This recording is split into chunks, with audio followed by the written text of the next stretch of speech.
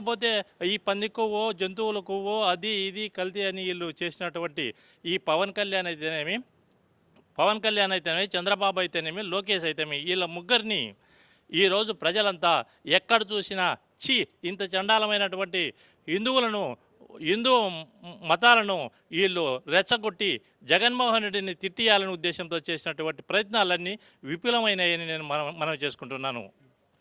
గతంలో మరి పవన్ కళ్యాణ్ గారు మెట్లు గడిగారు కదా, ఇప్పుడు ఏం చేస్తారంటారు? ఆయనకు ఒక సిద్ధాంతం లేదు. ఎక్కడ పోతే అక్కడ పుట్టినా అంటాడు, ఏ ఏరియాకి పోతే ఆ ఏరియాలో ఇది నా ఏరియా అంటాడు, ఏం చేస్తే అదంతా నేనే చేసినా అంటాడు. వీళ్ళు చేసే మాటలన్నీ అసత్యాలే. ఎక్కడ చూసినా ఏమి చేసినా ఏమీ లేదు. ఆ రోజు స్టెప్స్ మీద పోయారు కదా, ఈరోజు నిజంగా నీతి నిజాయితీ ఉన్న పవన్ కళ్యాణ్ అయితే ఈరోజు ఆయన బ్లడ్తో స్టెప్పులను ఈసారి మోకాళ్ళతో నడిచి ఆ క్షమాపణ ఆ వెంకటేశ్వర స్వామిని అడగాలి. అది అడిగినప్పుడు ఆయనకు కొద్దిగా ఆయన చేసినటువంటి పాపము పారిశాత్యం అవుతుందని నేను మనం చేసుకుంటున్నాను.